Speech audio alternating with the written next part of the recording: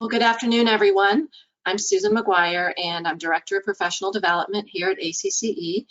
Welcome to today's webinar presented by Lori Mattson, President and CEO of the Tri-City Regional Chamber, and Bernard Dagenais, President and CEO of the Mainline Chamber of Commerce. We're going to be talking about remote work this afternoon. More chambers are extending and moving to arrangements in which most or all team members are working remotely, some of the time, all of the time. Bernie and Lori will be sharing how they have successfully led productive and engaged remote teams. Learn how your chamber's culture and your core values, along with the right kind of management and the right kind of tech support, can create organizational success, whether your team members work remotely or in the office or some of both. So I'm excited about today's webinar. Before we get started, I have a few housekeeping reminders. First, all attendees are in listen-only mode to avoid background noise. Second, after the presentation, we'll have time for questions, and you can ask those questions by typing them into the question box at the lower right-hand corner of the webinar panel. So go ahead and type your question in as you think of it during the presentations. We will get to them after the presentations, but don't hesitate to type them in as you think of them. Both Bernie and Lori will have their presentation information, their contact information at the end of their presentations.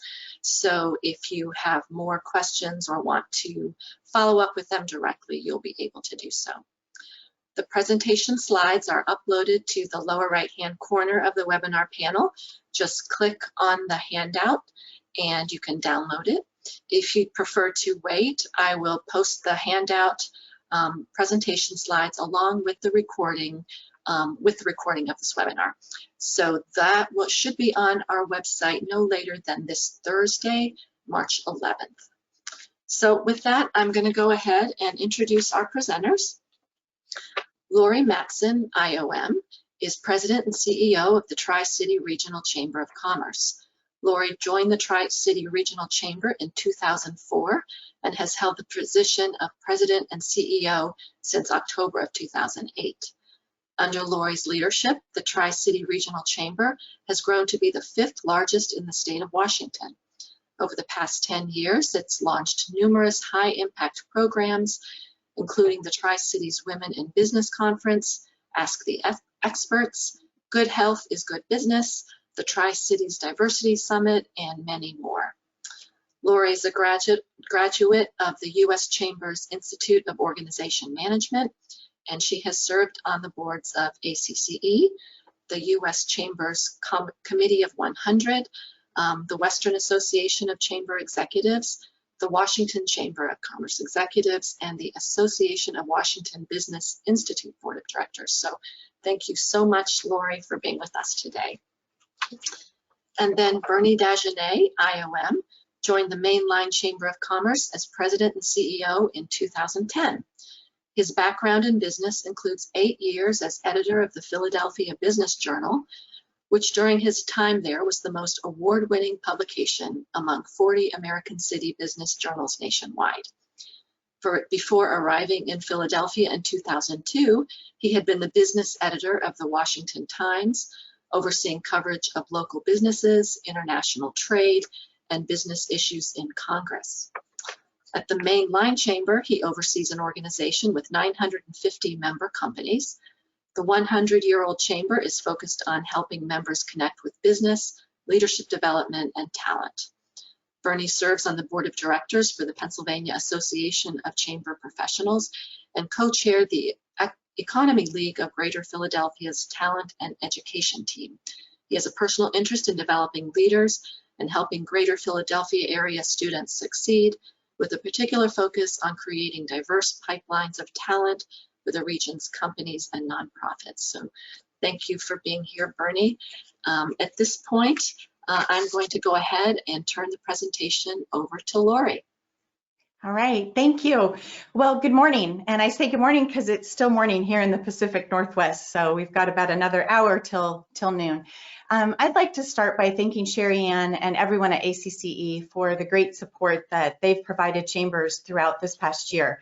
And a special thanks to Susan for doing such an excellent job organizing this webinar and coordinating with Bernie and I, who are literally across the country from one another. You really made this seem effortless. So as Susan mentioned, I'm in Washington State, which is where the first known case of COVID-19 in the US was detected.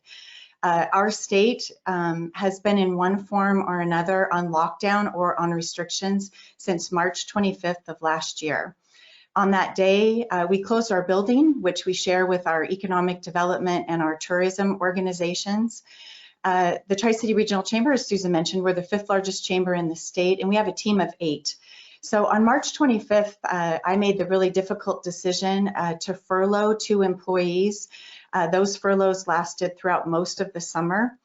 And then I and our remaining team went to work at home, where we stayed for nearly a year. I've been with my chamber for 16 years, and I freely admit that I was really skeptical and unsure about how I could run a chamber from my home and how our team could effectively work from their homes. But 2020 was in many ways our best year yet, and the pandemic has made me a believer of remote work. But it's not without its challenges. So a remote working environment can affect focus and a sense of team. If you and your team are used to seeing your members and your colleagues every day, you become, these feelings of isolation can creep in remarkably quickly. And if we're to help our team stay healthy and happy and productive, we have to recognize and manage the high stress environment that remote working can create for many people. So a lot of people are extremely disciplined and they can get to work on time, stay on task, and avoid distractions. However, most need some sort of accountability. So today, after a lot of trial and error over the past year, I found these top 10 tips to be most effective in engaging, managing, and motivating my team.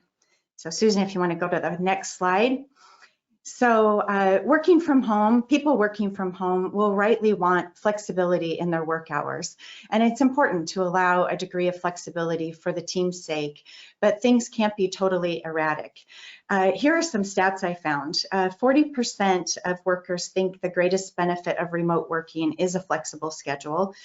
And that 140%, there's been a 140% increase of remote workers since 2005. And quite frankly, probably a large chunk of that was since 2019. And 69% of millennials would give up other benefits for flexibility. And I know many of us have a lot of millennials on our team. So I think it's important to just set clear expectations and create transparency. That's in terms of the days and hours that we're expecting people to work and to be available. We're really vigilant about working and maintaining our Outlook calendars so that the team knows when we're in, when we're busy in meetings, those times are blocked out. If we're out for lunch or out on personal business, all of that is coded in our calendars. We also use Teams to keep our status updated so we can see if someone's in a meeting or if they're out or offline. And since COVID, I've tried something new also, and we've been really successful at offering the team an option for a condensed work week. An employee can take a full Friday off without using PTO if essentially they work 4 10s on Monday through Thursday. And I've got a number of employees that are really enjoying that. Next slide. So 1 year into remote work, this probably goes without saying, but I do think it's worth mentioning, that your team really needs to have a meeting rhythm. This means regular one-on-ones with each employee, as well as the all hands-on meetings for the entire team. When we closed down last March, we maintained our long-standing 9 a.m. meeting all of staff every Monday morning. But after a couple months last spring, I felt like we were losing touch. So we added a quick check-in on Tuesdays, Wednesdays, and Thursdays as well. This helps us feel connected, and I feel like we minimize miscommunication and a lot of back and forth emails. Next slide. One of the biggest reasons that virtual teams fail is because they don't compensate for the fact that they're not bumping into each other anymore. People at home kind of forget about other team members. They live in their own world and they tend not to communicate or collaborate as much as they need to or used to. So in a virtual environment, it's really important that we create opportunities for our team to just chat, both formally and informally. We begin our staff meetings every Monday, as we always did, with a weekend update. So I used to go around our conference room table, and now I just go around the Zoom squares and give everybody a chance to share what they did over the weekend. I also try to make sure that everyone knows if somebody's celebrating a birthday or if they have a chamber anniversary. Fun. And I have a really great team, so having fun and letting our hair down kind of just happens even virtually, but we've built in some fun over the last year. And one important thing is, since we're not bumping into each other, we really need to be intentional and over communicate, especially when it comes to change. And as we know, there's been a lot of change this past year. We need to make sure that we're explaining the why. And one thing we've done many years, I'll share this tip if anybody wants to incorporate this, is we have this practice of bringing our team together to collaborate. We call it cross-team collaboration, or CTC. And how it works is, when I've got a team member that has something that they want a lot of input on from the team, maybe they're looking for something new or innovative, or they're trying to make a big change to something. We ask everyone to do some research and brainstorm solutions. Then we bring everybody together for an hour or so to share their ideas. And then the person that's in charge of that item uses the input that they got from the team to create a solution. And we've kept this practice of having CTC throughout the shutdown, and it's really helped immensely, especially since we're doing so many things differently. Next slide. So a recent study showed that the top 3 struggles that remote employees report are loss of collaboration and communication, they feel lonely, and not being able to unplug. So, if you think about it, we've all lost our commute. We don't have that transition time where we gear up for the day during our drive, and we don't have that decompression time during our drive home.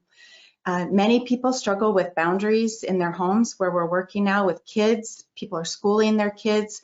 There's family members at home or pets, and they feel like they're on all the time. I've encouraged my team to have a dedicated space in their home where they can shut the door and remove distractions. But a great way to know if people are struggling is just to ask if they're coping. It's important to check in from time to time. You might just notice somebody looks a little off a couple days in a row, and make sure that everything's working for them. And then lastly, it's really important that we let our people unplug. Make sure that they're using their vacation and their PTO, even if they're not traveling. So I just want to touch on a little bit of mental health. Next slide, Susan. So, a year into this, we're all clearly hearing the toll that this is taking on people's mental health. And, almost overnight, we became locked down and stressed out. Some of the stats are that anxiety has tripled since 2019. Depression has quadrupled since 2019. Over 50% of Americans fear they may lose their job due to COVID-19. 50% of the workers say they're fearful of returning to work due to health concerns. And only 21% of our employees that are feeling stressed or having some mental health concerns even feel comfortable coming to us with that. And 75% of at-home workers are experiencing Zoom gloom. So that's a real thing. So I think as leaders, we need to help our team prioritize their mental health by limiting media use, just unplugging from all this, Facebook and all of this digital media, increase physical activity, and get people to get outdoors. Now that it's spring here and the weather's nice, I'm going to plan some walking meetings or some outdoor meetings, encourage people to just take their phones and go outside and have one of our team meetings while we're walking. And then again, just, suggest that people, are reaching out for support, especially if you feel like some people are struggling. Next slide. So one of the challenges for remote workers is that they can feel left out. As a matter of fact, 70% feel left out. 57% think they're missing information, and 37% feel like they're less visible to their leadership. So, and especially if you have part of your team working home and you have part working on site, there's really a tendency for the remote people to feel disconnected. Those remote workers often feel like they're unaware of the events that led to decisions. This is why, again, it's really important to explain that why, and that really goes a long way to helping people understand why things are changing. Next slide. So like me, many of you probably for the first time we're dealing with this issue of how do I know you're being productive if I can't see you? So here are some of the stats that show that remote workers are 37% more productive. 95% report the same or higher productivity from working from home. 51% report being more productive working from home. And an interesting fact about workplace distractions is that businesses lose $600 billion a year. We were just having this conversation before the webinar started with us, just talking about whether or not we felt more productive.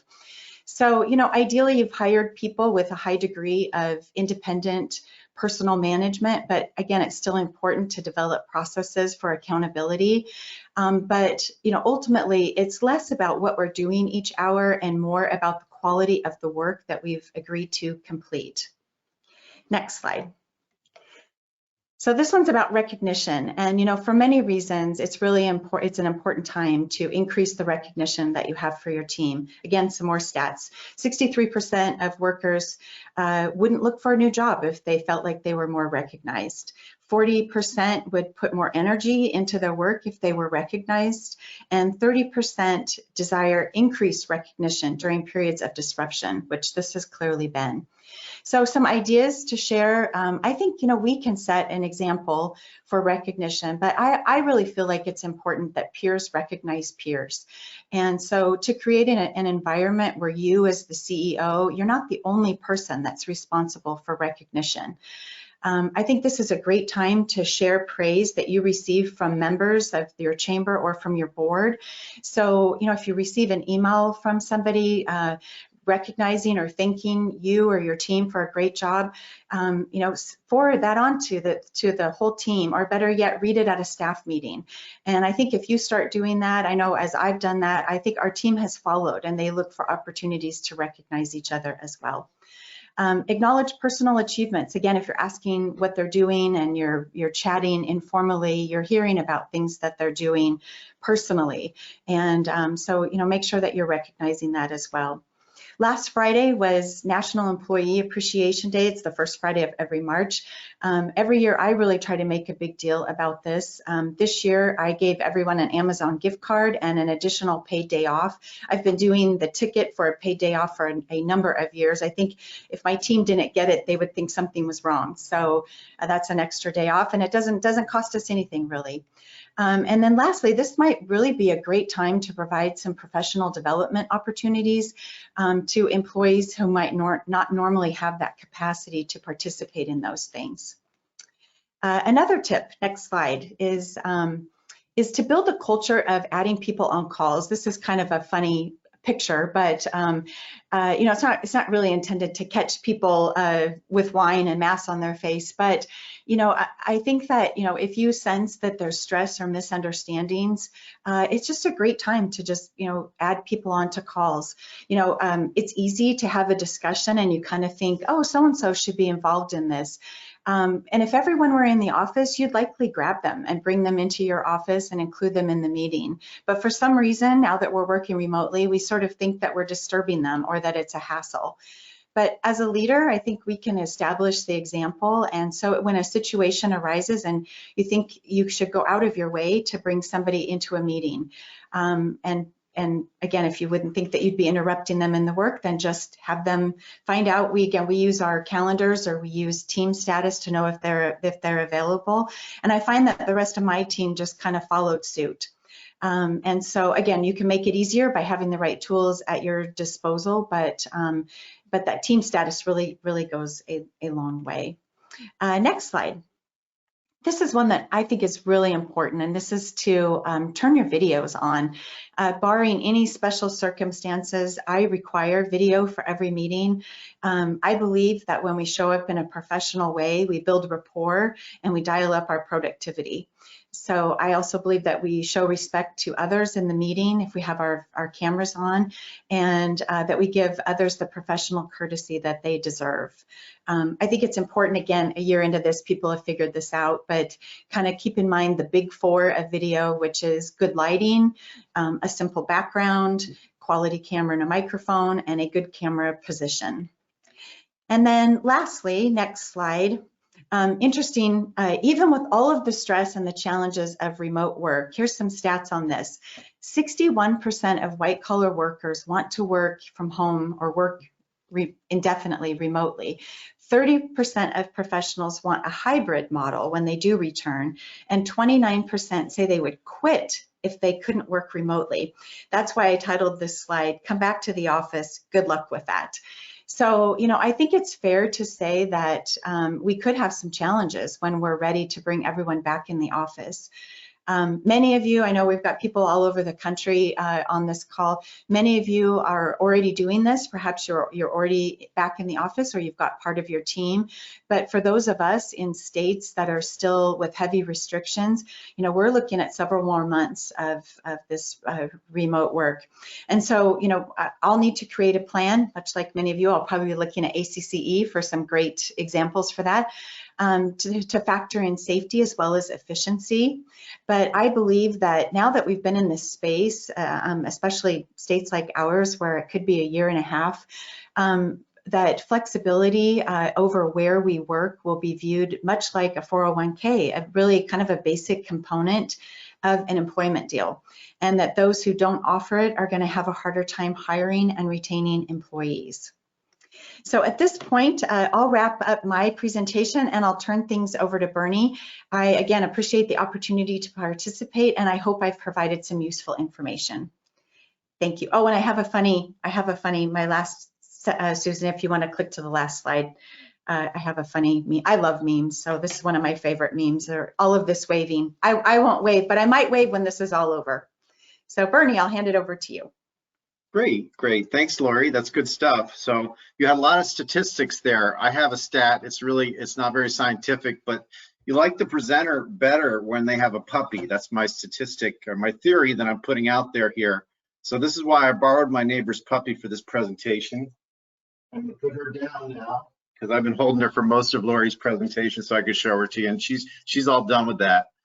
But I'm really happy to be with you today. This is a topic that came up in a call with a group of ACCE folks, and I guess this is how kind of was the genesis of this idea. I'm really happy to co-present with Lori and to hear her perspective. I think leadership style and kind of what you emphasize is different amongst individuals, of course, and you're going to hear some things about my style, how it might be different, how it might coincide with some of the things you've heard from Lori, which I think was a lot of great content. So again, I'm Bernard Dagenais, President and CEO of the Mainline Chamber of Commerce. In case you don't know that organization, we are just outside of Philadelphia, and we're the big suburban chamber, if you will, of the greater Philadelphia region. So most of our members are from 3 counties. We're about 950 companies that are members, and we do a lot with our leadership development programs. And it's interesting when you think about the pandemic and our virtual events.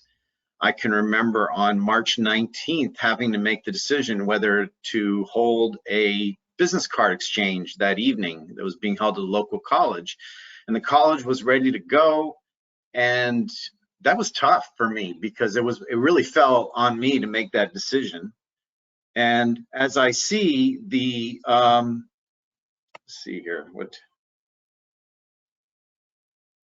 okay, I think we're good.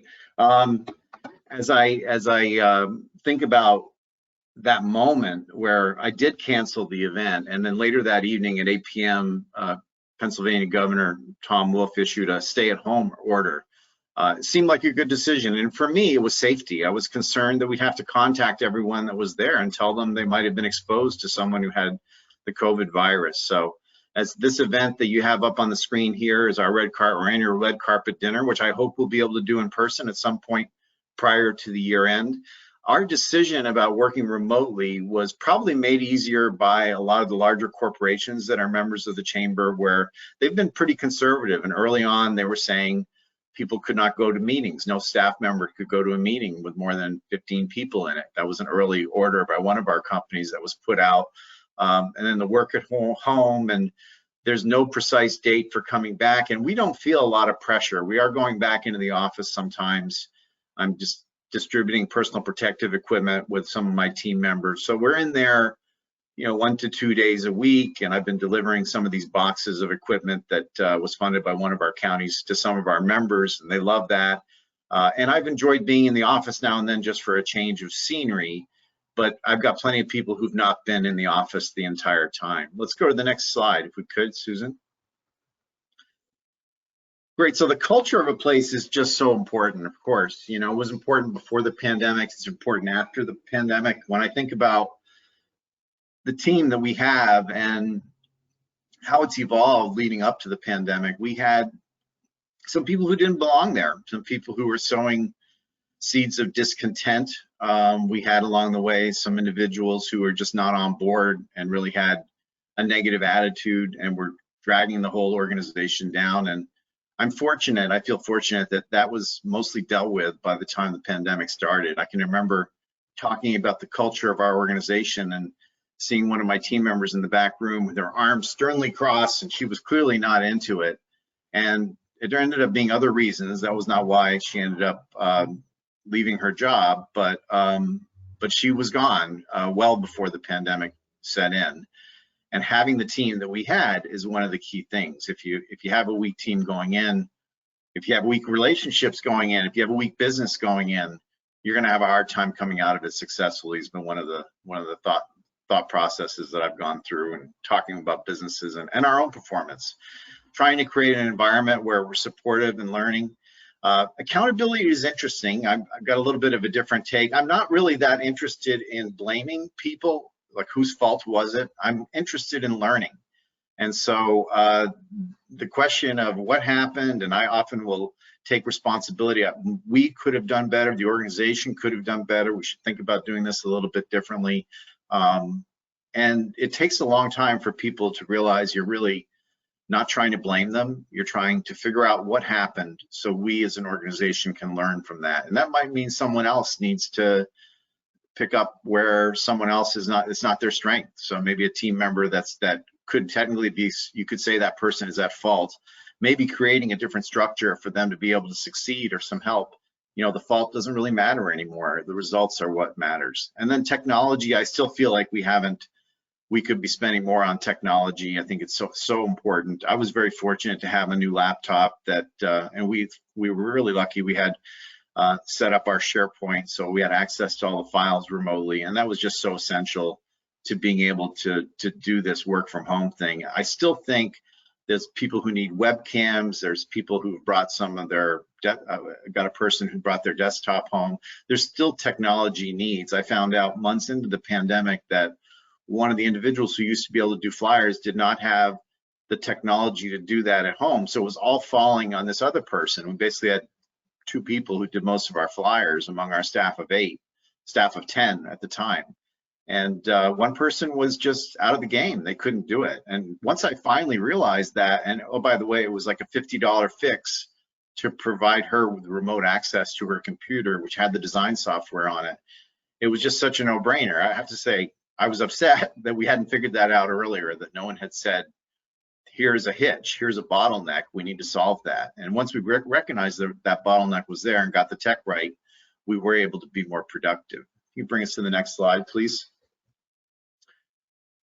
So this is something that really came out of an ACCE conference where I heard a CEO, I wish I could tell you her name and give her credit. It's been a lot of years, but she talked about deciding what are your non-negotiables as a leader when it comes to principles, core principles for your organization. And these were mine, and I have said to the staff over time that if they would like to develop others, I'm open-minded to that, but these are my non-negotiables. If you want to work at the Mainline Chamber of Commerce, these are my expectations. And over time, everyone has really embraced this. And initially, I think it might have been hard for some people. Again, they're not with us anymore. But being success-oriented, and this comes back to something Lori said, I mean, the results are what matter most. So we're seeing pretty good financial performance. Our virtual events are really being well done. We've come up with a format where we start in Zoom webinar for a lot of our events, and then have everybody, we put the link to Zoom meeting into the chat, and we get a number of people, not everyone follows us, but they'll leave the presentation to go into the meeting room, and then we have facilitators who've been given sheets to help them decide what question to ask and how to facilitate a room. And everyone gets to talk. So our events are not just a show, they're an opportunity for people to interact and meet new people. And I'm shocked to say this, but I've said it often, is that you can meet more people in one of these virtual events in a more intentional way than you can in an in-person event. The person who happens to be next to you when you're getting coffee or a drink, or happens to be seated at your table, may often not be the person you really would like to connect with, but you can see the whole room of people in these Zoom meetings, and you can reach out to them in the chat and ask for a meeting. And we're a big proponent of 15-minute follow-up meetings. So that's part of the success. You know, my team has figured that out over time. A lot of things that I have to give credit where it's due. You know, I have a staff member who really embraced it and figured out how to use this technology, and we've adapted. Being member-centric, of course, is not going to be a shock to any of you chamber folks across the country. Respecting each other and our members, this was something that was a problem. I felt when we came up with these 4 principles was, I felt like a lot of times people didn't respect each other appropriately. And then having a positive attitude. So, and I added this in the parentheses, it's not one of our 4 principles really, but accept in tough moments when our core workers are there for us. What I mean by that is, I think of the morning of January 4th, it was our first day back in the office after a holiday, well, back working remotely. After a holiday break, we're closed between Christmas and New Year's, and we came back together and everybody was trying to have a real good positive attitude. And one of my staff members was clearly on the verge of tears. And she said, you know, I want to be up and I want to be up for this, but it's been so hard. And so it turns out that her husband had COVID, and he had been locked in the basement for a couple of weeks trying to recover from COVID. She has a toddler, and somehow her family thought this was a good time to come over for Christmas dinner when the husband was in the basement, and she was trying to juggle a toddler and putting on Christmas dinner, and she was just stressed beyond compare. Understanding that, at first I was pleased that she felt like in the past she probably would have tried to hide that more, and I probably would have figured it out. But in this point, she was upfront about it, and the whole team was so supportive. Over the next couple of days, I was doing 2-on-1 meetings that week. It was the beginning of the new year, and I wanted to have some concentrated time with a manager and every employee. And I just said, hey, you know, for you, we're going to wait till next week to have your meeting. Why don't you just concentrate on putting one foot in front of the other this week? And she was able to come back to the staff meeting. We're meeting once a week on Monday mornings, and that's what we used to do in person too. And she was able to come back and talk about all the things she had done the week before, what she was capable of doing. So even at her worst, she had been highly productive. And so I could say nothing but having been proud of her. We did have our 2-on-1 meeting that week, and she was so appreciative. And everybody, myself included, had reached out to her over the following couple of days. So she felt comfortable sharing her pain and the fact that she was challenged at that moment. And she felt a lot of support from the team. And I think that was so important. And so these principles and people supporting each other and helping each other, it comes up a lot. When Lori talks about peer recognition, our staff meetings are fun. You know, really people are talking about what someone else did for them, and we're showing each other's pets and kids. And, you know, I do try to take this week, I took some time and went person by person and asked them how they were doing, what was going on, and everyone shared some perspective. And then we got on about our business for a very effective staff meeting. Early on, we did kind of the opposite of Lori. We were meeting daily at first because we were trying to find everybody's footing. But now we're back to our weekly staff meetings, and that seems to be working pretty well for us. You can flip the slide, Susan. And then, you know, I think that this communication, so I'm going to actually, it's kind of a pretentious thing to do, I know, but I'm going to quote myself here. Whether working in person or remotely, communication matters far more than whatever comes in second place. If you can communicate that you care about people and value their effort, while also helping them to understand the priorities of their job, they will strive to meet and surpass expectations. But for me, I really don't have to check to see if people are doing their work all the time, but they are expected to be on during the workday. And I'll call them out of the blue. I don't look at people's calendars. If they're busy, they can let it go to voicemail. They can send me a text saying they'll get back to me later on. Whatever that communication is fine. Because I'm not really looking to catch them or blame them. They don't have to tell me that they were putting their kid to bed or that they had a work call going on when I called them. They just need to call me back when they're free, and we need to do the business at hand. And I really like this idea, and we do this a lot, but like Lori was talking about, being on a call and adding someone in, we do that a lot too. And the insight I will offer you is I think that when you, as a leader of an organization, call somebody out of the blue, or for that matter, just talk with them, whatever format, that matters to them. That helps them feel some connection, that they're important. And there's always some reason for me to call everybody at least once a week to talk with them about some project they're working on. And the productivity, the success is what matters most. So I see my team being highly effective and getting a lot of work done. So I'm not really trying to catch them at anything. I'm not really concerned. I mean, there are times when they're playing hurt, and we have to recognize that. And that mental health aspect keeps coming up in our meetings, probably in yours too, with our members, that we have to pay attention to what's going on with people and realize that it's a really hard time for a lot of folks. And chamber execs, by the way, by our nature, probably having a little bit of a hard time because we thrive on interaction. Certainly, that applies to me. I've had to adapt to being alone to the degree that I'm alone. So can we get the next slide, please? So this actually applies at any time, I think. This is part of a presentation I do for our Leadership Mainline program, being an example and sharing the wins. So part of being an example is saying, oh, we could have done this better, or I could have done that better, or I'm disappointed that that didn't work out.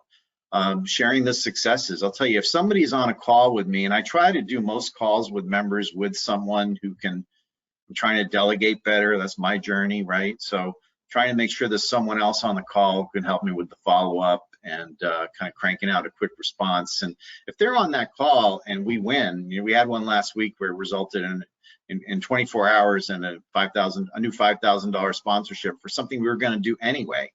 Well, when we had our staff meeting on Monday, that person got a lot of the credit for that $5,000 sponsorship, and everybody heard it, and she felt great, right? So obviously, I'm connected with these individuals. I was the person who came up with the idea for the product we're selling. I mean, I had a part in this, but it only benefits me to share the credit, and she deserved it. I mean, she helped me with the follow-up. We talked together about how to respond, and we came back with this result, which was great. A culture of gratefulness. I want to remind something that really annoyed me about a former boss of mine who said, we're all lucky to have jobs. And yes, that's true, especially in this period of time. We're all lucky to have jobs. But the people who have jobs in my organization, it's not just because they're lucky, it's because they work hard, they show up, they make it happen, they figured out how to be successful. I mean, I'm down 2 people right now, and the 2 people that are gone, these positions are going to be restructured. And there were cases where I didn't really see the productivity, or when you don't have in-person events anymore, of course, it's very different staffing wise. So I like to say it's not business as usual. So we can't act the way that we did before. We have to do things differently. And so we went down 2 positions, and now looking at that blank slate of having 8 and looking at going up to 9, we have a much clearer idea of how this new person, we're looking to add a position now, will contribute to our success moving forward. So it's a very different structure in some ways than what we had before. And then I agree with Lori, looking for ways to have fun, to point out the dog in the room, to hear about somebody's wedding. We had a staff member get married. We've all gone through a lot. I mean, my mother died. I have a staff member whose mom died in the pandemic, and she had a really hard time. And I think she felt like we were there for her, and she's coming back stronger. It's taken time, but she's putting one foot in front of the other, and she'll be back. So everyone's dealing with their own thing. And I think that as leaders, there's no downside to paying attention and to looking for the opportunity to help someone, support them, because you get a lot back when you can do that. That employee was kind of almost having a breakdown that Monday staff meeting.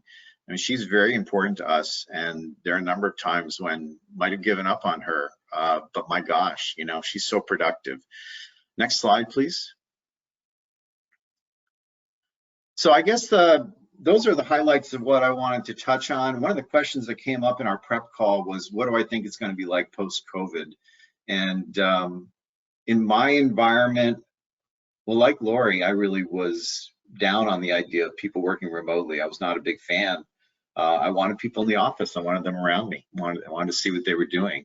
And but we did have one staff member working from home 1 day a week, and that was a really productive relationship, and that makes her want her job and like her job. So she'd been doing this for a while. Another one was starting to work 1 day a week from home. I was very reluctant. I feel now that there's probably going to be a day in the office when we're all there together for the staff meeting, for some collaboration, and other days when I expect people to be in. But if people are working from home 2 or 3 days a week, I'm going to be a lot more comfortable with that than I was prior. And in fact, I'm not going to always be there myself as well, because I think we've proven how productive we can be. And I'm not so sure that my board of directors meetings are going to be in person, maybe once a year when we do a social along with it. But the Zoom meeting attendance, I mean, I always had good attendance in my board of directors meetings, but it's stronger. And the Zoom meetings have been very effective for boards of directors meetings for us anyway, and committee meetings. Our ambassadors committee is doing really well as well. So that's what I wanted to present, Susan. Well, thank you, Bernie, and thank you, Lori, for those words of wisdom. You both sound like terrific bosses, and your staff is very lucky. Folks, we now have some time for some questions. Lori, I'm going to bring you back on. Okay. If I can do that, let's see. There she is. Okay, perfect. I have to say, My bad. I can't be outdone by Bernie. So this is my, and I didn't have to borrow him from a neighbor. This is my new best friend, my Labradoodle Huck, and he loves that I remote work. So this will probably be the hardest part about going back to work. And he's not a lapdog. I can't quite pick him up, but anyways, I can't be outdone, Bernie. So that's great, Lori. I like you better already. No, I'm just kidding. I like you already. Thank you. For sure, the getting to know the staff's dogs has been one of the huge benefits of remote work, for sure. So anyway, so if you all have questions, go ahead and type them in to the question box and I will read them. Or if you have thoughts or other things to share. I do have a comment here, so I'll just read it. The comment is, as we create a new normal, we think the rapid reconfiguration of our office space is essential to make hybrid working look sincere. So having only a few desks so that they're used solely for brief quiet moments between desks and do not become personally owned. More space for interaction, sofas, stand-up meeting tables, and everything equipped so people can dial into person-to-person meetings. Free tea, coffee, and cakes or fruit. Cost a fortune, but we believe it is the only way not to slip into an office advantage. Is that excessive? This is from Richard from the London Chamber of Commerce in the UK. Thank you, Richard. Thoughts on office configuration in a hybrid environment? It sounds great. I want to work there. Right. I think yeah. No, go ahead, Bernie. I'll let you go. Well, I was just going to say, I personally don't envision changing our office a lot because of that personal space. I mean, we have an office for everyone. We're probably not going to move. Don't tell my landlord, because I'm trying to get him to cut the rent for me a little bit. But I think that those are good ideas, and office environments have been doing that for a long time. I think having common space, places to work together, whiteboarding, meetings, collaboration, right? That's what we miss. That's what we miss by being remote. So it's important to have ways to collaborate. Yeah. Lori. Well, I was just going to say, I think given just, safe health and safety first, as, any shared space. And as we go back to the office, we'll have to consider, how many people are in the workroom and, wiping down things. So I think this collaborative space is really great. We have, we also have an office for everyone, and we have a couple of empty offices, and we use those from time to time. We'll be someone and I or a couple people will be working on something, and we'll just move into one of our empty offices where we can put the big sticky notes up on the walls, and really we call it a war room mentality sometimes. But I think really the key is going to be making sure that we're following the safety protocol when we come back and have such an open space. And I'm sure one day we'll be there, but right now closing doors and being able to take your mask off and shut your door in your personal office is probably going to be pretty helpful. But it sounds like fun. Certainly sounds like fun. Okay, a couple other questions. For those locations that share a visitor center in their building, when do you anticipate allowing the general public into your space again? Will you track all of their temperatures or symptoms? Yeah, so I mentioned that we in 2008, we built a $2 million building with our 3 organizations are in it. We have 3 separate, our EDC, our tourism organization, and us. We all have a small conference room. We have shared bathrooms. We have a large boardroom where we have events and we have our board meetings. And right now our building is closed, but that's because of our governor's orders. When we can open, and when my partner that runs the visitor center will have to make those types of concessions. We do have from time to time, we do, like many of other chambers, we've distributed PPE or had reasons for people to come into the office, but we, have a mask mandate, and our employee that is there is really careful to, wipe things down and make sure that we're following the safety protocol. But I imagine, whatever our tourism or whatever we all decide to do is probably something that all 3 of our organizations are going to want to do, because we're going to want to be consistent within the safety of our building. I don't think I have anything to add to that, other than the fact that we did buy some plexiglass for our front desk person. We do not have a visitor center. It's not a heavy traffic chamber, but. Okay. What has helped you find the balance between how many virtual staff meetings are too much versus not enough? Well, like I said, it's funny, Bernie and I started in different places and then kind of changed places. So, again, right now, what we're doing, I think works for us, but I'm definitely, always aware and always kind of gauging things. If we need to cut one of those out, like for instance, we don't meet on Fridays just because, as I mentioned, we do the condensed work week for people that want to participate in that.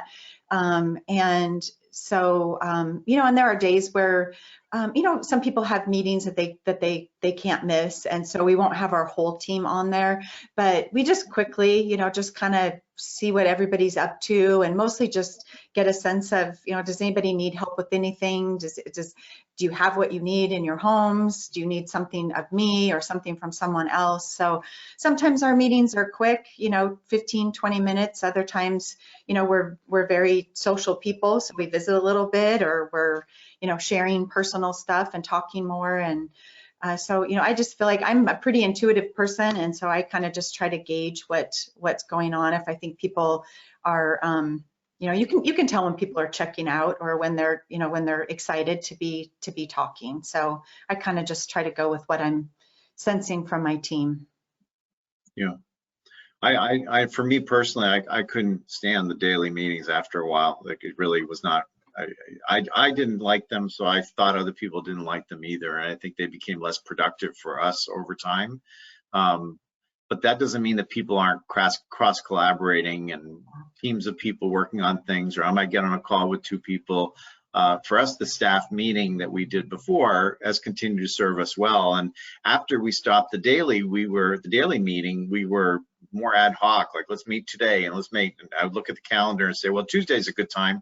And then one of my staff members say, I need structure. We need this to be, I think we all need to have the Monday meeting time back. And that really was good for everyone. So I listened to them. Can't say I always do that perfectly, but I did listen to my staff, and this is what they wanted, and this is what we're doing. Okay. All right, well, this is a question about virtual meeting platforms. So the questioner says it's a little off topic, but it does relate to some of the comments that were made today. this chamber currently has a board member who is very angry about the virtual meeting platforms we've chosen. Most people have learned to be flexible, but a few members are very vocal about their objections. Do you have any suggestions about helping people see the value of moving to more collaborative or interactive platforms to get back some of the interaction we are all missing? Similar to what Bernie said, we just don't want our meetings to be just a show. They want more interactivity. So any advice? Well, the why, I mean, Lori talked about the why, explaining the why. Why did you make this decision? Why is this the platform you're using? I have had in my board meeting people suggest, oh, there's this new thing that you should try, which is cool, you know, or my ambassadors last week were talking about something that they've done in another organization, and they said, but as they were saying that, they were saying what we were doing was really good. And ultimately, you have to make a decision as the leader, right? You're the CEO of the organization, you got to make a decision. And the reason that we're sticking with what it is that we have, and we've actually made it do these gyrations, we're using it in a wide variety of ways because we know how to do it, because we understand how it works. It's our expertise, it's the staff, it's what the staff can do. And I'm not opposed to trying something new, but I haven't come up with a good enough reason to do that yet, especially when people are giving us very high marks on the quality of our virtual events compared to other organizations they're trying to attend. So, you know, really putting the time to do the research and think it through, and then saying, this is what we're doing, and here's our reasons, you know, here's our rationale, and this is why we think this is a good decision. And we had to make a decision, and we appreciate your input, but this is the decision we made. And I'm not sure if I sort of interpreted the question to be about board meetings, but I might have interpreted that wrong. But our board meets only 6 times a year. We meet every other month on even months. So we just had our first board meeting of the year last month, and we're using those breakout rooms. And what I did is when I sent the packet out to everybody, I asked them to, we have 7 a.m. board meetings. So that's not a perfect time for people to have their cameras on, but ahead of time, I told them that we were gonna do some, you know, some icebreakers, some opportunity to get to know people, to kind of mix up this, you know, because it does kind of become a show where it's really just me or someone from my team that's presenting, and or our treasurer or our board chair or a committee chair are the only ones that are talking, and everyone else is sitting there with their cameras off. So we started the meeting by letting them know that we were going to do a breakout exercise and asked people if they would have their cameras on. And I was amazed the difference between this meeting and the meeting we had in December. We had far more people with their cameras on. And then so we created breakout rooms ahead of time, and then stuck 4 people in a room, and they were asked to, you know, just really simple things, you know, like what's something you have most in common, or what, you know, something about high school or college or something like that. But it helped people, especially we've got new board members this year, so it helped them to kind of get to you know, kind of know each other as well. There's a lot of platforms for meetings, though. I feel like we're always checking them out or participating. You know, ACCE had a great conference this past summer and used a great platform. We're researching a platform called Hopin. The person that does our events is looking at that. We use Zoom and StreamYard for our monthly lunches. So there's you know, so many options. So you know, I don't know what the perfect answer is, but we're still trying to find it too. I think interactivity is really important, right? Everybody gets to talk. Lori was talking about that. Our board meetings, at first, everyone went on so long. We started the meeting where everyone got to report. And it's really useful to hear what's going on in real estate and banking and all these different industries that are on our board. But now I'm running a timer, and they can hear the alarm go off at 1.5 minutes, and they know that that's when they're supposed to be wrapping up. And so we get to hear from everyone, and then they're more interactive throughout the whole meeting. Yeah, interactivity and engagement is so important for virtual meetings and events, and there are a million platforms. So sounds like you guys have figured out what works for you. And so congratulations on that. So I think that is all the questions that we have right now. If anyone has any last minute questions they want to type in, they can go ahead. But in the meantime, I will just say thank you to our presenters. We really, really appreciate your time, Bernie and Lori, and your insights. And this is obviously a new world, and you have done a great job over the past year navigating it and perfecting your remote work 2.0 process for both of your chambers. So appreciate your contributions and your presentations. Getting some good notes here in the Q&A panel, thanking you for your presentations. Thank you, Susan. You really make this easy to work with, so I appreciate it. My pleasure. Susan. Great job. So just a reminder before we sign off, we are recording this webinar and it should be posted no later than Thursday, March 11th on our webinar page of our website, and I will also post the presentation slides. And then our next webinar is going to be presented next Thursday, March 18th. It's going to be the second in our series of 2020 Chamber of the Year winners. In the webinar, we'll learn more about the Weekly Buzz, which is the Ocala Metro Chamber and Economic Partnerships video series highlighting business and development in the Ocala metro area.